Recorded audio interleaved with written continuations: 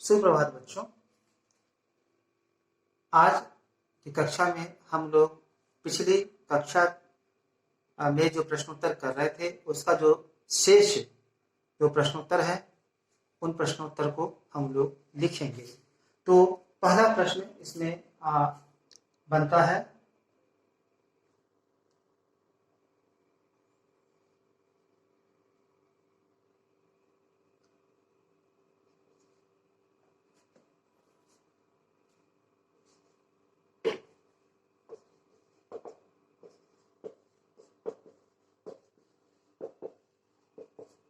अर्थ के आधार पर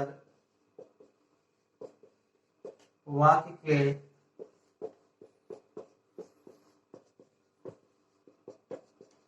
कितने भेद होते हैं लिखें। इसका उत्तर है अर्थ के आधार पर वाक्य के 8 भेद होते हैं। पहला है विधानवाचक वाक्य, दूसरा है निषेधवाचक वाक्य, तीसरा आज्ञावाचक वाक्य, चौथा प्रश्नवाचक वाक्य, पांचवा विस्मयादि बोधक वाक्य, छठा इच्छावाचक वाक्य, सातवां संदेहवाचक वाक्य और आठवां संकेतवाचक वाक्य। क्योंकि हम लोग इन वाक्यों के इन भेदों को हम लोगों ने अध्ययन के क्रम में ही विस्तार से पढ़ लिया था, इसीलिए अब इन्हीं आधारों पर इसका अब कुछ जो दूसरा प्रश्न है वह हम लोग लिखेंगे। प्रश्न है निषेधवाचक और प्रश्नवाचक वाक्य में क्या अंतर प्रश्नवाचक वाक्य में क्या अंतर है, स्पष्ट करें। उत्तर कुछ इस प्रकार से है।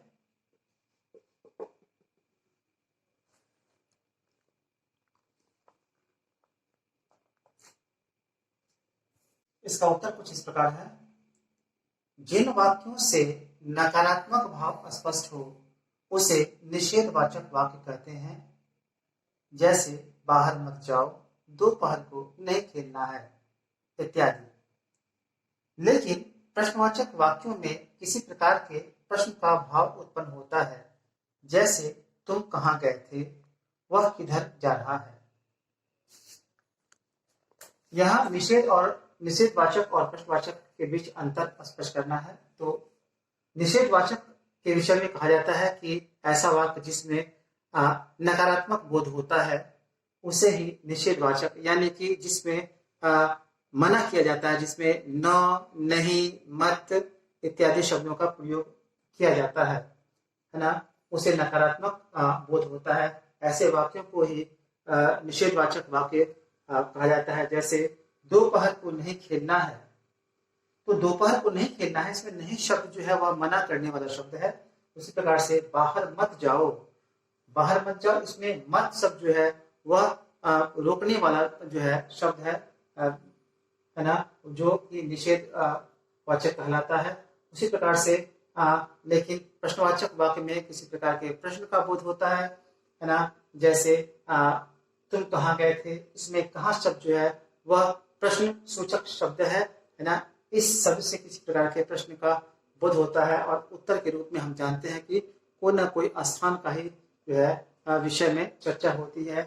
वह किधर जा रहा है, यह भी किधर शब्द जो है किसी प्रकार के प्रश्न का ही जो है सूचक है और इसका भी उत्तर जो है वह किसी न किसी स्थान के विषय में ही जो है सो जिक्र किया जा सकता है। तो इस प्रकार से निषेधवाचक और प्रश्नवाचक वाक्य में अंतर स्पष्ट किया गया। अब अगला प्रश्न है, प्रश्न संख्या 3 है संदेहवाचक और संकेतवाचक वाक्य के बीच अंतर स्पष्ट करें। इसका उत्तर कुछ इस प्रकार से है।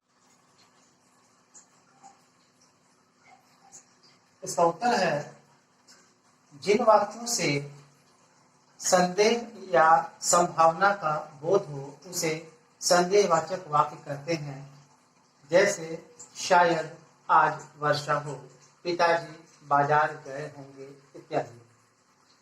लेकिन संकेतवाचक वाक्य में किसी काम का करना या होना दूसरे काम के करने या होने पर निर्भर करता है। जैसे यदि समय पर खेती की जाए तो फसल अच्छी होगी। अमन मैच खेलेगा तो हम अवश्य जीतेंगे। प्रश्न जो है वह संदेहवाचक और संकेतवाचक के बीच अंतर स्पष्ट करना है। तो संदेहवाचक के विषय में यह कहा जाता है कि ऐसे वाक्य जिनसे किसी प्रकार का संदेह या शक का बोध हो उसे संदेहवाचक वाक्य कहते हैं। जैसे शायद आज वर्षा हो, तो इसमें एक संभावना व्यक्त की जा रही है कि आज वर्षा हो, यानी हम कह सकते हैं यह स्पष्ट नहीं है, यह निश्चित नहीं है ना, ये हो भी सकता है, वर्षा हो भी सकता है और नहीं भी। उसी प्रकार से है पिताजी बाजार गए होंगे, तो इस वाक्य से भी स्पष्ट नहीं होता है कि पिताजी बाजार सचमुच में गए हैं या नहीं गए हैं। उसी प्रकार से दूसरी तरफ संकेतवाचक वाक्य में ऐसे भी वाक्य होते हैं जो है ना जिसमें किसी काम का करना या पूरा होना दूसरे काम के करने या पूरा होने पर आश्रित होता है, यानी कि उस पर निर्भर करता है। यानी दूसरा काम पूरा होगा तो पहला काम भी पूरा होगा, तो वाक्य का उद्देश्य पूरा होगा। और यदि जो है सो दूसरा काम पूरा नहीं होता है तो पहला वाक्य का पहला जो खंड है उसका भी जो काम है, जो उद्देश्य है वह पूरा नहीं होता है। इसका मतलब होता है कि वाक्य का जो उद्देश्य है वह पूरा नहीं होगा। ऐसे वाक्यों को ही संकेतवाचक वाक्य कहा जाता है। जैसे यदि समय पर खेती की जाए तो फसल अच्छी होगी, यानी फसल अच्छी होगी। फसल अच्छा होना इस बात पर निर्भर करता है कि खेती समय पर की जाए, यानी कि हम दूसरे तथ्य को देखें तो यह कह सकते हैं कि यदि समय पर खेती होगी तो फसल अच्छी होगी, और यदि समय पर खेती नहीं होती है तो फसल अच्छी नहीं होगी। ऐसा ही है, अमन मैच खेलेगा तो हम अवश्य जीतेंगे, यानी मैच जीतना अमन के खेलने पर निर्भर करता है। यानी अमन खेलेगा तो ही मैच जीतेगा, है ना, और यदि अमन नहीं खेलेगा तो मैच नहीं जीतेगा। तो ऐसे इस प्रकार का जो वाक्य है वह संकेतवाचक वाक्य कहलाता है। तो इस प्रकार से जो है वाक्य से संबंधित जितने भी संभावित प्रश्न थे, है ना, हमने 2 खंडों में वीडियो, इसके पहले भी हम लोग जो है 17th जो लेक्चर है का वीडियो उसमें हम लोगों ने किया, और जो शेष बचा वह हम लोग 18th जो लेक्चर है ना, इसमें हम लोगों ने पूरा किया। और उम्मीद करता हूं कि आप लोग भी इसे अपने अभ्यास पुस्तिका में आप नोट कर लें, लिख लें, क्योंकि अब हम लोग PT1 की जो तैयारी है, लगभग हम लोगों के पास तैयारी करने के लिए व्याकरण में यही 4 पाठ है। पाठ संख्या 1, पाठ संख्या 2, पाठ संख्या 3 और पाठ संख्या 4। तो व्याकरण में इसकी ही तैयारी हम लोगों को करनी है।